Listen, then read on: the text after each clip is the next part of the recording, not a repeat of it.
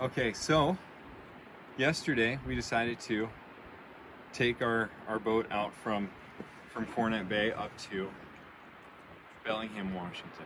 And it's a pretty straightforward trip. It's about 25 nautical miles. And we have two route options. One's down through Connor, which is shallow water, and a slough, which is essentially like a river that's been dug out for boats to transit. And the other one is out across the Strait of Juan de Fuca and across Rosario Strait, which has ocean winds coming across it. And the forecast said that all of the wind should be essentially nothing by the time that we hit it. So we decided to take that route because it was a little bit shorter. And we get out underneath Deception Pass and we leave at the ebb tide. So the tide is going out as we are going out underneath the bridge. And we have a little bit of movement there because the water rushes out really quickly. It's a narrow passage, and we went over some like small eddies and whirlpools, and it wasn't bad at all. And so we take a right and start heading north up the coast to Rosario Head, which is a rocky point. It's like 245 feet deep, but the ocean comes up from like 800 feet to 200 feet in like a shelf. And when you have that, the waves stop and stack. And the forecast changed to 50-mile-an-hour gusts as we were on the strait.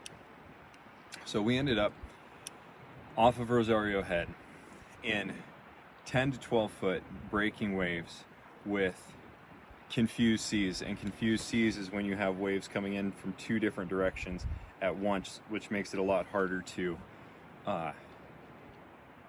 keep the ship steady, because you don't want the waves hitting the beam of the ship. It creates a lot more movement than if you're hitting them head on.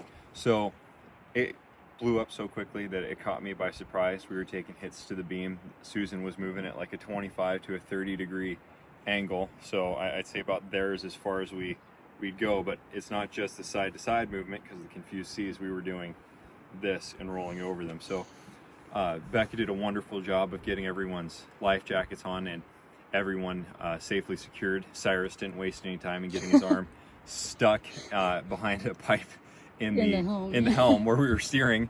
And so he had to sit there with his arm stuck in the pipe for about bit. an hour. Yeah, because if I couldn't get off of the helm, so we wouldn't start taking it to the side where we could potentially capsize. But 10 to 12 foot seas is pretty serious conditions out on the water, and breaking waves too.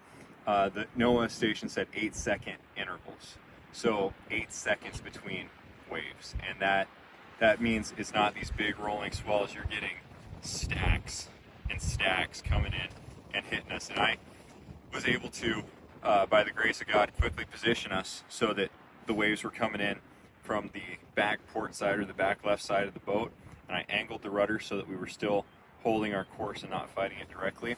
And we were in that for about an hour, just getting thrown around before we were able to get behind Burroughs Island and kind of out of the weather. And then when we got to Anacortes, it was 6 foot waves that were all behind us, which was not a big deal for Susan at all. But that was a pretty serious storm that we were in. We got out, we checked everything, nothing in the engine room was knocked over. Liam, our beloved porcelain cookie jar, was still on the counter.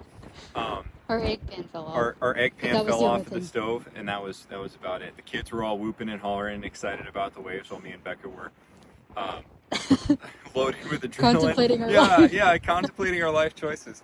So it was for our 5th leg of our adventure so far. We've put Susan through some of the most extreme conditions on Puget Sound, and she did wonderfully, and we did pretty darn good too. So we finished up here in Chuckanut Bay. This is Pleasant Bay on Chuckanut, and we're planning on heading further north. Oh, no way. That's beautiful. Look at that. So yeah, we're sheltered. We have the San Juans between us and the ocean now, and we're a little more knowledgeable about conditions and good sources to check for weather, and we'll be more cautious. But it was a really wonderful test of our our vessel and our skills as a crew and our grit. Yeah, so we appreciate it.